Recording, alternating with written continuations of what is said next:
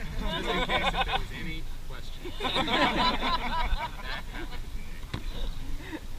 So these are our 10%ers. One of the greatest things about using your 10%ers and looking for those opportunities and just thinking about trying to create them in general, it stimulates your creativity, right? That's really what this is about. It's trying to be creative on the fly and trying to have fun. Guys, frustration is probably the worst thing for shopping, right? Trying to push an idea, it's like trying to push that square through that certain hole, right? We're going to encounter that? Oh yeah, 100%, right? But one of the things you can do, maybe your 90% isn't working, or you have an idea, go to your 10%. Try and have fun.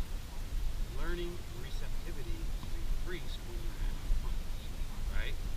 You'll remember 3 positives for every 1 negative, right? So that means you'll remember 3 really fun shots, really ridiculous shots. Maybe they're not complete successes, but they're really fun to throw for every 1 shot where you just fluff it, right? So try and make sure you're having fun during these shots. You want to go into the workshop? The shot now? Okay, so who's got a shot that maybe they're working on, maybe they're formulating, maybe they're thinking about, maybe they were thinking about it from just this event. Maybe they saw it, they want to workshop it out right now. Who's got one of those? Yeah, come on up, buddy. So I actually have thrown this before, it's worked. Okay. Started doing it I think about pack war. That's how you do? Yeah, sure. So it's sort of a double feint. Okay. Pretty much requires a punch shoulder or a small shield. You fake up here for this. You're expecting them to, bring the guard up here. Come around here. Maybe you can get the dark side. Maybe not. If not, come around and do that. Right on, right on. Does that look familiar? Which one is that one called? Yeah. Okay. 16 Chapel. Alright. So, what's going on with this shot? Why does it need to be workshopped? What are some of the problems? I feel like a lot of times first off, I'm not selling this enough. So when I'm coming down here, their guard's usually already down there. Right. Because they're usually expecting me to throw this in. And then it takes probably too long to come up here and do that. I don't know, maybe it's, I need to step in more. I'm not sure, but it's that last shot that's not connecting as much as I want to. Right. Are you pretty protected when you throw that shot? I think so. It's not normally that they're killing me when I try to throw it. It's just not connected. It's not connecting, and then it's like, okay, reset. Okay. So how can we help this guy out? What's your name? Hung Cow? Hung Cow. How can we help Hung Cow out? I think your circle step is stepping out with your circle step to bait the shoe that way. Okay. Alright, So I should circle step, is what you're saying? Yeah. So a circle step towards mine. Yeah, so circle step would make it look like it's going that way. And then stepping out. Oh, okay. So are you thinking about maybe having his front leg back? Right. He circle steps in. Out of curiosity, can I see you throw the shot full speed? That's all good, Dennis. Okay. Cool. Okay. Does anybody need to see that again? From a different angle, maybe? Switch sides.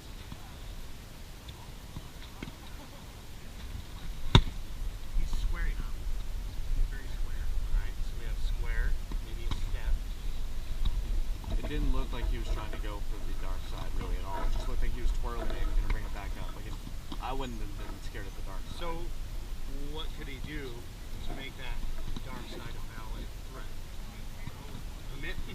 More of like a shoulder thing. Yeah, it felt like when he was swinging at the start, I thought he was going for the leg if he was going for anything. Okay, So maybe it looked like he instead was of going up there. here, maybe here. Sell him more with the shoulders because he's not really doing, like he was squared up. He didn't really do anything up here with his upper body. Okay, so let's try and keep track of these components. We have footwork, right? We have stance, maybe being a little too square. We have commitment factor to the faith, right? And then what were you saying? Yep. Oh, he was very, like, he didn't move his shoulders at all. He was just stand still and he threw it. Yeah. Yeah. My biggest thing from being the opponent is I'm noticing that as you throw that shot, go ahead full speed, boom, you're standing pretty much in front of me the whole time, right? If I'm a sword and border, or even a Florentine guy,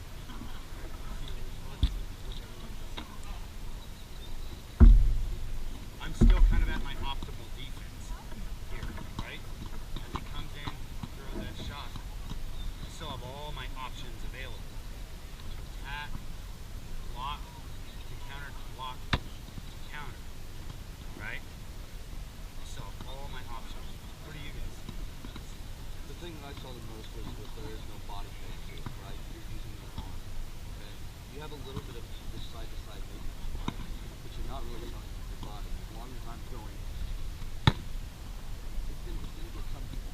Some people are gonna try it, but it's not nearly as believable if I were to say like, or something like that. That little turn suddenly made it a lot more believable because now I'm at the right angle to really hit this.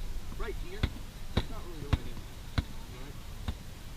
It's there. You know what I'm saying?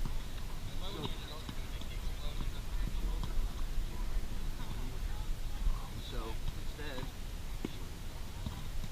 if I'm going like something like that, now I've got this. It looks like I'm actually going for it. The only other thing that I would say is you may not want to bring your fake all the way to here. I don't know. Maybe it's going to work for you, but the farther it is to break back. And I can tell you as like, if I'm fighting Isaac, alright, Manacle, when I get to right about here, he probably already knows what I'm trying to do. Right? I don't have to get to here for him to realize the dark side. Right? So I don't necessarily need to go like that. I might be able to just go.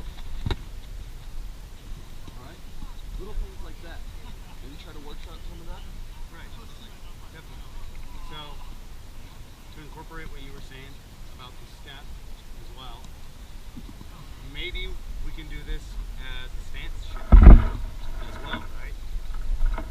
Brett's coming in, right, on his shot and his, when, you know, what he was just talking about, and he's getting up in my face, right? He's getting to that range where I have to respect it. Even if it's just a pump, I still have to respect it, right? We talked about committing to the dark side, right? Committing can be good. Committing can be good if you know that person is going to fight. But when you're fighting people that you don't know, for example, or good fighters, for example, really good fighters, just the threat of doing that at an appropriate range will cut down the amount of motion, right? Who can tell me what economy of motion means? The efficiency of the motion. The greatest return with the least amount of effort, right? Without compromising yourself enough. So, what Brett's talking about is getting here, right? At this point, this range, right? You can hit me, I can hit him. Is a pump fake just as believable as going like this? Oh yeah. Oh yeah. But what takes less time? Because if you're going for one of these, you're like me. You like to hear that thunder crack when you throw it, right? Mm-hmm. So, it's really fun to, boom, right? But we got to be practical too. We're looking for this to be a 90%er, 10%, right? So, maybe a stance shift is in order. Maybe something like a circle step like you were saying. So maybe we start out in the offensive stance, right? We start out at range, right? Then maybe we come in, do that circle step out to make it look like we're coming on the center line, but really we're coming out. Maybe this will even give us a little bit of protection for if the guy's just jittery and he throws a return over here or something, right? Then I'll go here, then boom, right? So we're tightening this up. What does this look like now? It kind of looks like red shot, right? So, over here, boom, right? to it, I want to be safe. I want to cut off the angle. What am I really, what's the only thing I'm really giving him at this point? Leg. My leg. I'll tell you what, if I can land that, I can have my leg all day, buddy. It's a good trade for me. Right? Anything else? Any other ideas we got going on that we can workshop? Yep. For sure. Get out of here.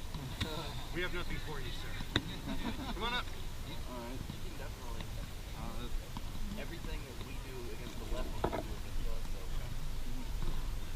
I know that. Nah, that's not supposed to be told. Alright, so this shot primarily, I actually learned this morning before coming to class, after learning the money shot thing, because I never knew how to do it. I thought it was like this backhand or some weird thing. But there's a standard shot in the Northwest called the raid shot, where you can start with defensive or offensive, or it's just you simply set down, and then you just pop because they go down with you. Right. So instead of just doing that simple stance, because everyone knows the raid shot by now, once you go here, instead you come around and you set you come back. So it's a boom to a money. Yep. Okay, cool. And this is a shot that you said you Just think this morning. just thought of this morning. Okay, so we got here a shot in its infancy. How can we help this shot mature? What do you guys think? What do we have? Full What are the speed? components? I'm sorry, what? Can we see it full speed? Sure. I'm not that great with the money shot. Something like that. Okay. All right. His stance is really narrow. Really narrow, okay, right? What are the components? So this is a shot that takes into account audience, right? Or rather, it takes into account the environment in which he's from this area. So everybody knows the so-called raid shot here, right? Okay. At which range is the range shot usually from? Usually around here, actually. Okay, so it's kind of a far-off shot. Yeah, is where it starts. Okay. Usually don't fall. And done with long sword. Oh, okay. You can also do it with a short though. Yeah.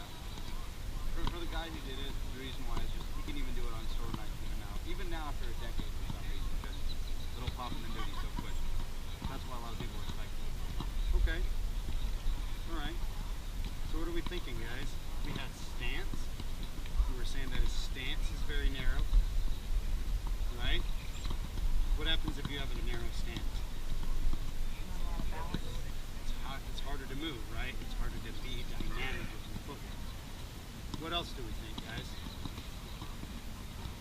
I'll tell you right off the bat, sure. I think you're on something. I like it. I like it. That's the way I think right there. Alright, I'm just telling you. Right? Figure this shot out. I think you're gonna have a shot. Oh, I mean, we'll have a shot. Told nobody. We're outsourcing our shot basically- creation with this class. Now I'm gonna throw it. Yeah. We'll get up there. Let's see.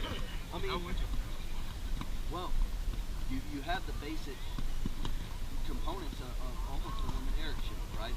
Only instead of coming here, you're actually making a simpler movement because people notice it. You got this and then up, right? So for me, I think the most important thing is that flinch up and making sure that's fast, right? We don't want to go like, right? Let's make that second leg explosive, right? So we're here, and we're up. Okay? Okay. So let's really try to explode off that next thing, right? So I really think if people here are actually knowing this shot and it's like a thing, then and people are blocking it, I think it's gonna be a great fake, right? If you can get it down. So make sure you sell that fake because what did you say? He was so fast with that shot, right? Yeah, That he was having trouble. So it was like, oh, he came up fast, right? So at least give that flinch, like, oh, I'm coming up for this thing, like, whoa, and then come down, right? So how can we make that a lot more explosive? What is Brett doing that's making that shot, that flinch, really explosive?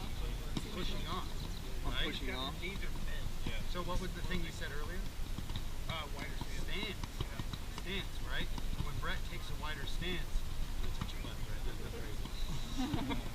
He's engaging his glutes, his quads, his calves. These are all the muscles we use for explosive movement, right? Did anybody take Diego's fitness class yesterday? That's probably why you're still standing.